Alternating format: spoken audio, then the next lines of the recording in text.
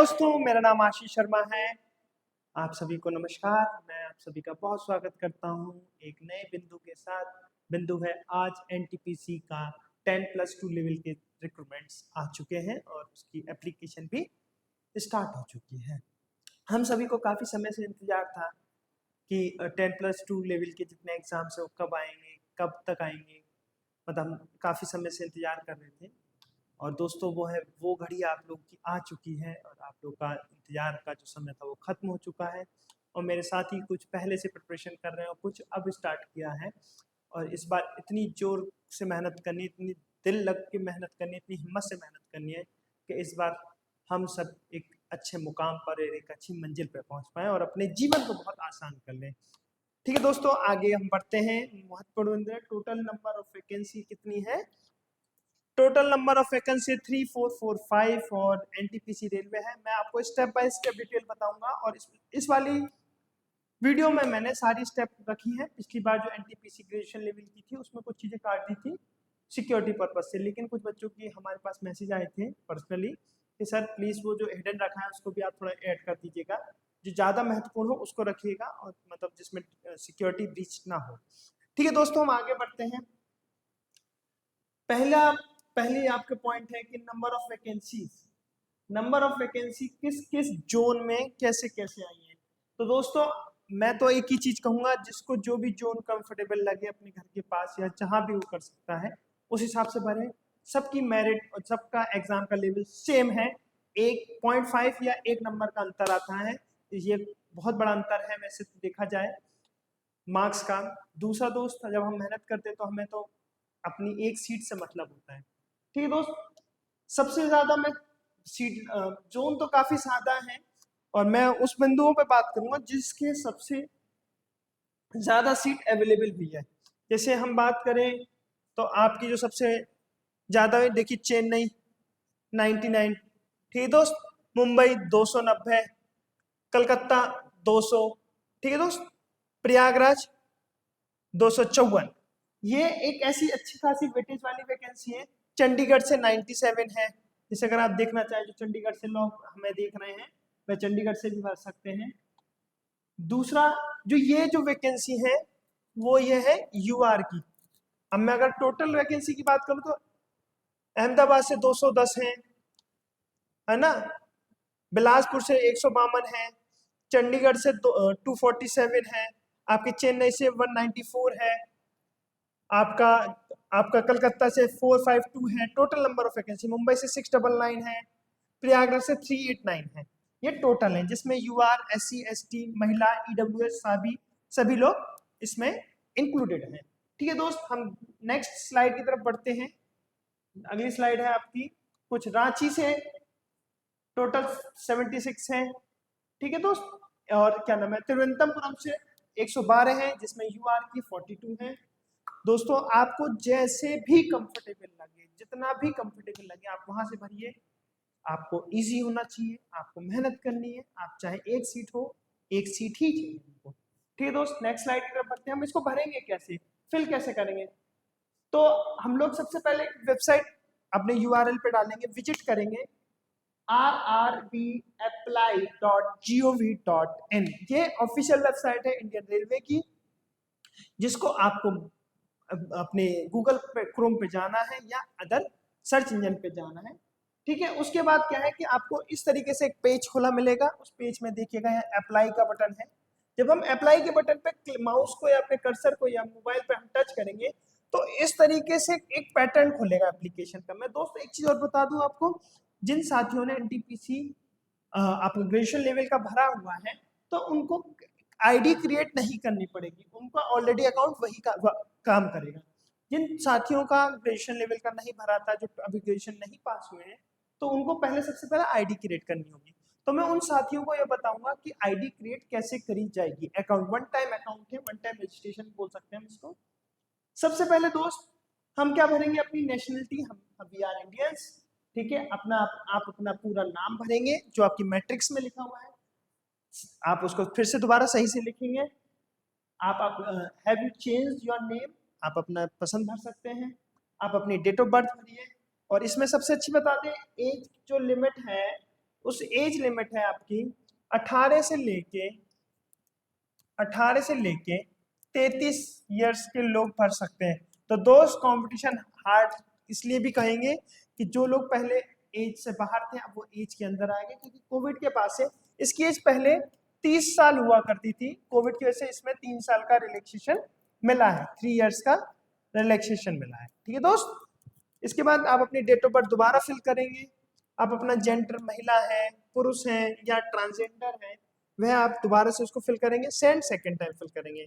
दोस्त next slide क्या कह रही है आपकी, नेक्स्ट स्लाइड में है आपका आपके फादर साहब का नाम आएगा जो मैट्रिक्स में जिस हिसाब से लिखा हुआ है, जैसे जितना भी फुल नेम लिखा है, हाफ नेम लिखा है, सेम फादर साहब का नाम आएगा सॉरी, है ना। फिर मदर जी का नाम आएगा, सेम मदर का हमारा रीनेम होगा। आपका आधार नंबर से इन्होंने वेरीफाई किया है विद ओटीपी। जब आप वेरिफिकेशन करेंगे तो आधार कार्ड को ध्यान से रखिएगा, वो मोबाइल के पास रखिएगा जिसमें ओटीपी आता है। अगर जिस साथी का ओटीपी नहीं आ रहा हो आधार कार्ड में, तो कृपया करके या तो इसको I don't have Aadhaar card करें या अपना आधार सेंटर पे जाके अपने नंबर को अपडेट करें। ठीक है दोस्त, मेल आईडी लिखेंगे और मोबाइल नंबर लिखेंगे।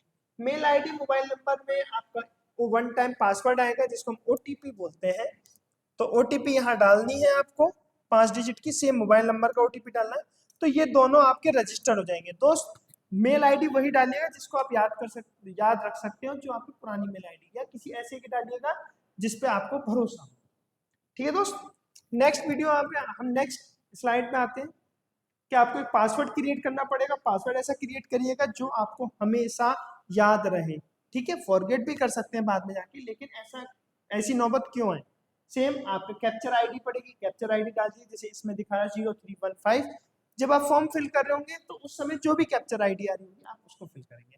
ठीक है दोस्त, उसके बाद साइन इन करेंगे, यहाँ से अपना mobile number, mail ID, password और कैप्चर नंबर डाल के लॉगिन करेंगे।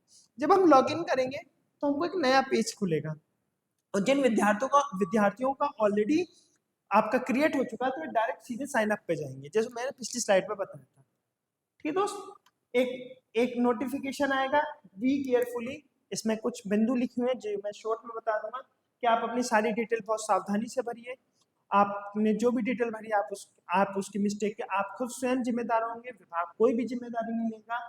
ठीक है, आप अपने रिलीजन, आपको जो मीडियम ऑफ एग्जामिनेशन रखना है, हिंदी, उर्दू, तमिल, जो भी रखना है, व्हाटएवर, जहां से आपकी मदर टंग है, ठीक है, वह आप लिखिएगा। ठीक है दोस्त, फिर अप्लाई, ऑनलाइन अप्लाई, फिर ये एक पेज खुलेगा जो जिस पे लिखा है NTPC popular, non NTPC under graduation. जो भी आप रीजन आप यहाँ से लेंगे, जैसे आपको प्रयागराज लेना है, तिरुवनंतपुरम लेना है, कलकत्ता लेना है, या XYZ, वो आप टिक करेंगे। यहाँ पे आप टिक करने के बाद एक सेकंड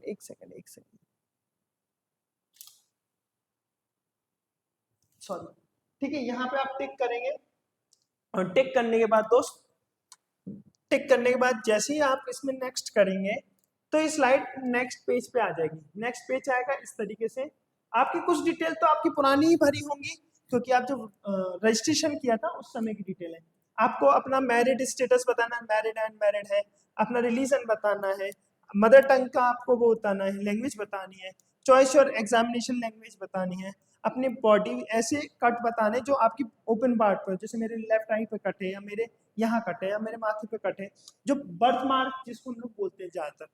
ठीक है दोस्त, फिर कम्युनिटी भरने, आप किस कम्युनिटी से बिलोंग करते हैं। जब नेक्स्ट आएंगे तो आपका एक परमानेंट एड्रेस होगा, आप उसको फिल करेंगे, स्टेट, डिस्ट्रिक्ट, पूरा डिटेल, एड्रेस बहुत सावधानी से भरिएगा। ठीक है, विलेज से बिलोंग करते हैं, टाउन से करते हैं, सिटी से, आपका पिन कोड होगा।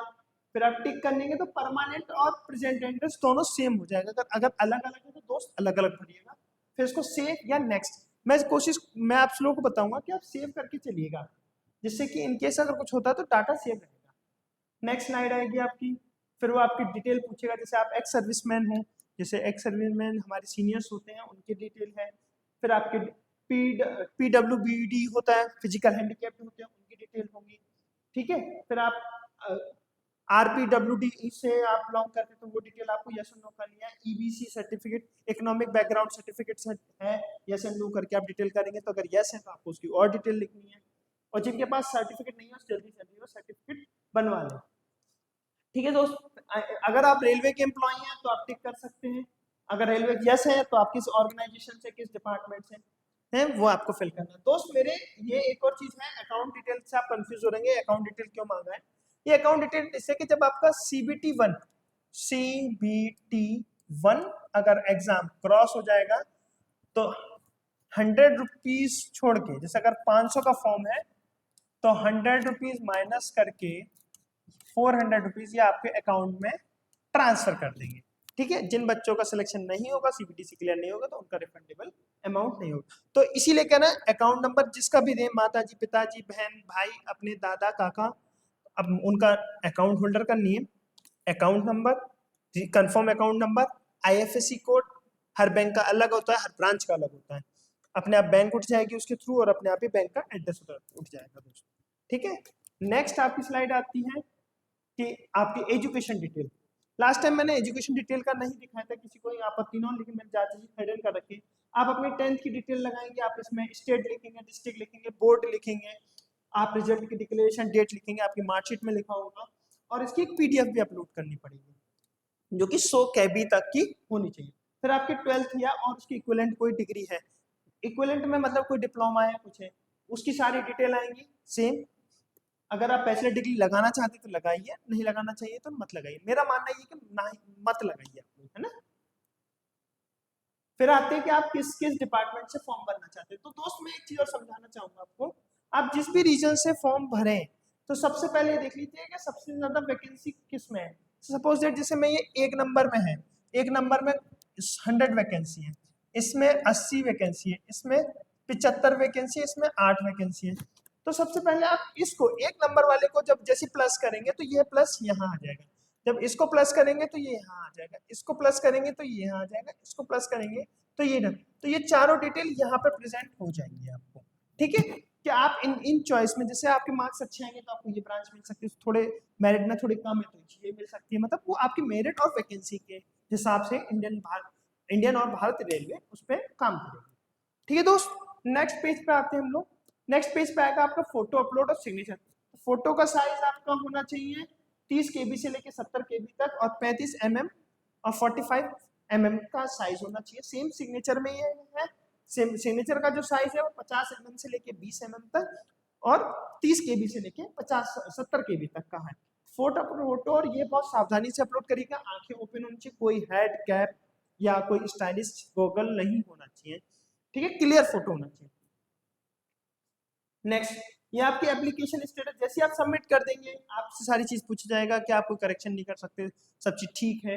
उसके बाद आपका आएगा पेमेंट डिटेल। जब पेमेंट का आएगा तो आप देखिएगा माई हिस्ट्री में, माई एप्लीकेशन हिस्ट्री में आप वहाँ आएंगे, वहाँ एप्लीकेशन हिस्ट्री में आप यहाँ पर आएंगे।